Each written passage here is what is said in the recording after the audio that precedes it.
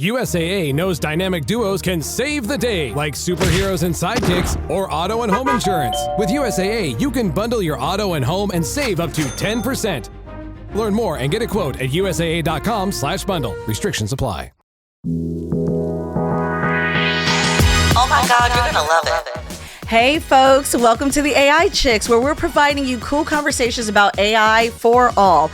With each episode bringing you a different topic on how AI impacts your daily life. I'm your host, Aisha Wynn, always bringing that fun, unique perspective on tech, and I have my amazing co-host. Hi guys, I'm Lana Hout. I'm bringing the curls, the charisma, and that entrepreneurial energy. So we sound the same as the last episode. We look the same. We're wearing the same things because we have more to talk about because there are so many amazing AI products coming out. So we are going to get into AI products of summer 2025. Let's get into it. All right. One of the unique products that we've kind of talked about in the past a lot is wearable devices. Yes, we have. And wearable glasses. Yes, it looks like Meta is going to have a new competitor very quickly. Apple's going to be working on AI glasses launching in 2026.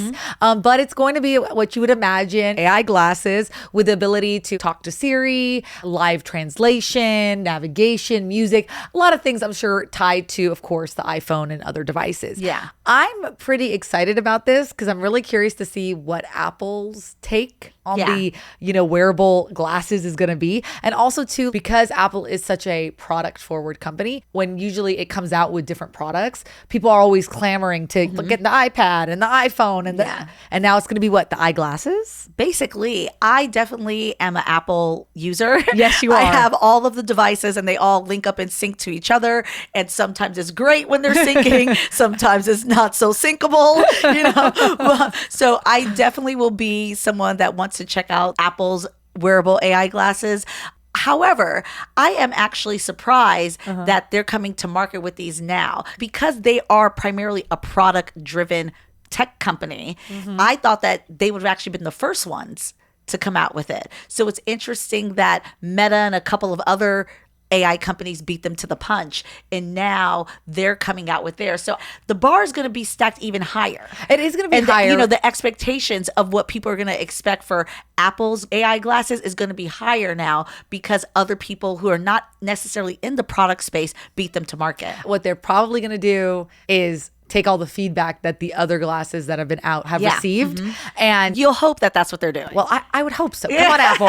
If you need to call the AI chicks to come in and consult. But what would be really fun is when they come out with their glasses for us to do a little Meta glasses versus Apple glasses. Ooh. Yeah, and maybe go around in LA and check it out. You have the Meta glasses. I have the Meta glasses because you gifted them to me. Yeah, so then I will get the Apple glasses. Exactly. Because I need them anyway, so it syncs up to all my other Apple products. Exactly. And then we can have an experience out and about in LA and really see kind of what the difference is in both its user friendliness, but also to the output that it generates. Yeah, you're seeing our producer's hat right now. We're producing another episode, a future episode in real time.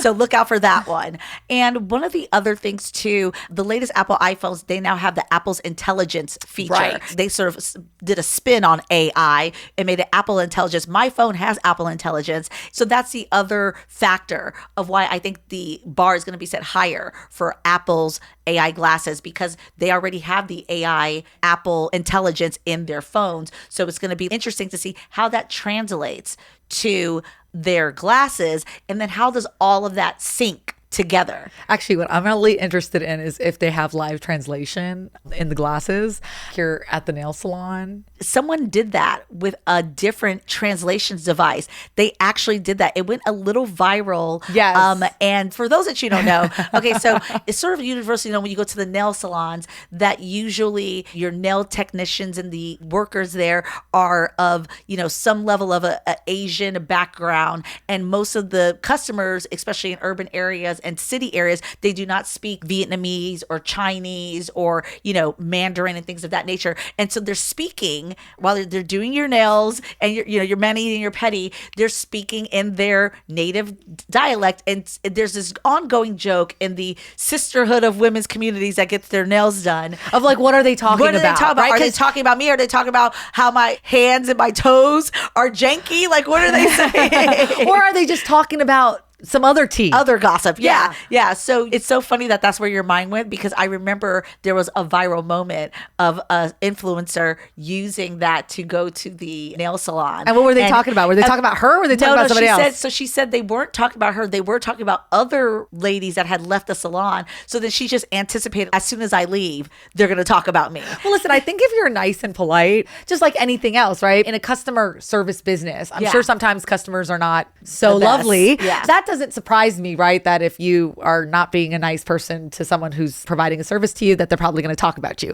But what's always just funny is like when you go in and you're getting your nails done, you say hello, whatever, and sometimes they're just kind of doing your nails, and there's a lot of, and they're chatting away, but all 5 of them will be chatting with each other as they're getting nails. I'm always curious, what are you talking about? And like, knowing my luck, if I ever were to have this experience, they're probably, oh yeah, what are you doing this weekend? Yeah, that's that going rumor, that going joke among the ladies that they're probably gossiping or joking or talking bad about a different customer or someone who left. So, or they could just be talking about what they're cooking that night. Yeah, it could be very, very tame. But also, I mean, listen, we're talking about the nail salon, and I'm just using a very funny, simple example. Yeah. But also too, if there is the translation, I'm really kind of curious to see how it works, or if it's easy for when you go travel, or when you're with in situations where someone speaks another language. And I have friends who, some of their parents don't speak English, right? And so then the friend has to translate. So it'll be kind of interesting to see if the language barriers start to fall more so. Yeah, this was such a AI chicks version of talking about AI. We went from AI wearable glasses straight to the nail salon. Yeah, exactly. You know, if that doesn't combine the AI and the chicks, I don't know what else does.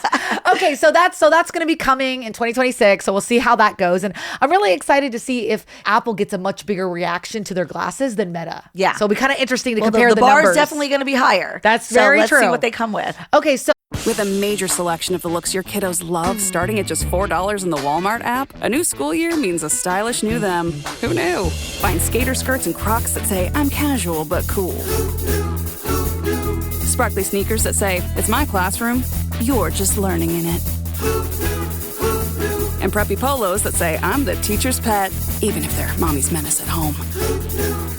Find their favorite styles starting at just $4 in the app. The Walmart you thought you knew is now new. Oh, kind of moving on. Right now in LA specifically, we have seen a lot of Waymos. Waymos are just everywhere. Okay? Waymo is Waymoing. Yes, and that's a robo taxi for people who are not aware. Yeah, and if people don't know what a robo taxi is, it's basically a self-driving car that is being used to be like our version of an Uber or a taxi, but there's no driver. There's no human in the car. Yeah, there's no actual human in the car. And so similar to an Uber or Lyft, you call the car, it comes up, you sit in the back seat, or you could sit actually technically wherever you want. Yeah. But the car is technically driving itself to your next destination. So those self-driving cars that are being used as taxis or transports for guests and customers are called robo taxis.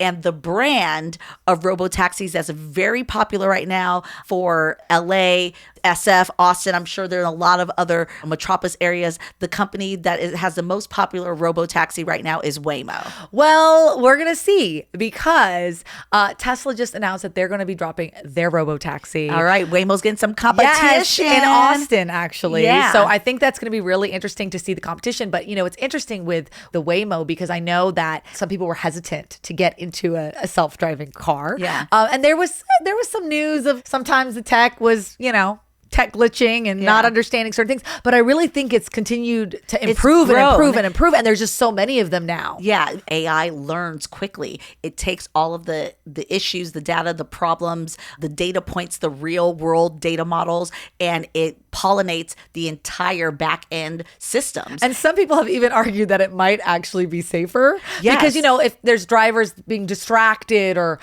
there's other things, like not every driver is a good driver. Yeah. So the tech at least having more guardrails than, let's say, a human that can, get distracted. The phone rings, someone calls them, like just all the distractions. And with the machine learning and deep learning and the advancement of how much AI learns from itself and improves, it's just going to continue to improve. I mean, humans don't continue to work on how they drive? What? And so that's just the nature of the AI marketplace and the AI technology. So they have seen improvement. Waymo has grown specifically in LA, but in several other cities as well.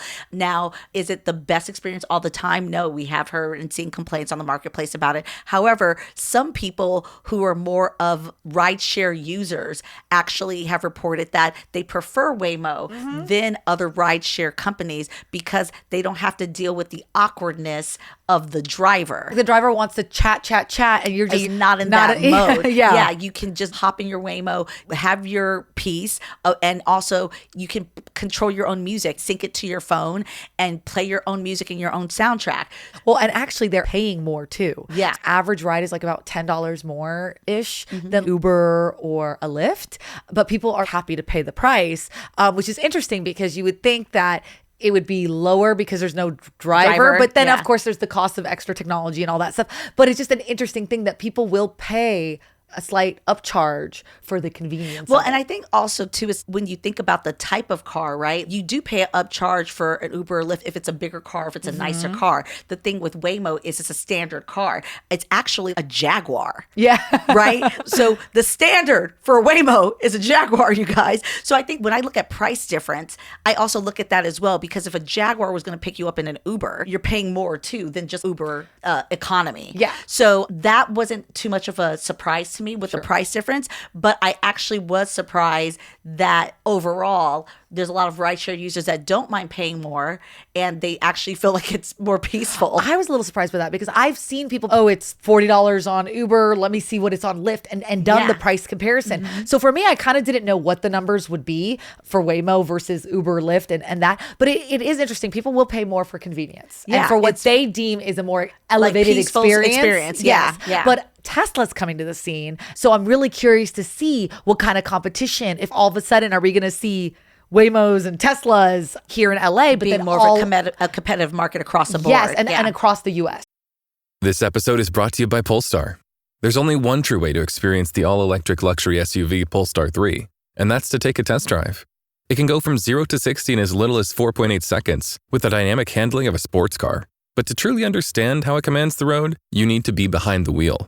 Up to 350 miles of range, the 3D surround sound system by Bowers & Wilkins. It's all something you have to experience to believe. So book your test drive for Polestar 3 today at polestar.com.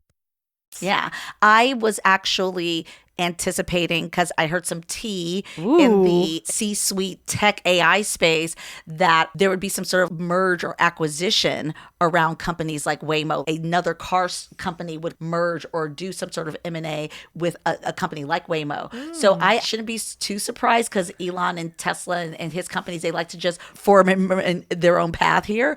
But I am surprised that there wasn't some sort of maybe them acquiring Waymo or something like a Lyft or an Uber acquiring That's Waymo. actually what I was going to say. Yeah. They have all the users. That would be very easy to make that an option, right? Yeah. How you pick Uber X and Uber Economy and Uber Waymo. Yeah, it's like Uber Waymo or whatever. Yeah, and so that was talk amongst the tech AI town over a year ago that something like this could potentially happen. So the fact that it hasn't been announced yet or it hasn't happened yet, I thought that would have been the news. So it's interesting that Tesla coming into the marketplace is the news. But we'll see. It's not too far off, because obviously Teslas do have self-driving capability. So it's not that far off. You know what I wonder, though? Parents that have, let's say, preteen kids, if they would feel more comfortable in a robo-taxi situation, because there's no one in the car, they order it for their kid. You know what I'm saying? Yeah, where versus it's like stranger danger. Yeah. You don't know who's picking up your kid. And granted, I don't know how parents would feel about that, Yeah. but obviously as we get into more tech in our day-to-day, people work, you got to drop your kid off over here for this sports game or their friend's house, all these things that become logistic stuff. Is this going to be a safe alternative for their child if they needed to get their child from A to B and they personally couldn't do it? Or would they just feel like, no, another family member has to be the one to do it? Yeah. I mean, you parents out there, chime in on this. Yeah, I'd love to hear what you guys have to say about that. From a parental standpoint, is it considered safer? Do you have a more peace of mind? And If have you already been using using Uber or allowing your children to do it and how old.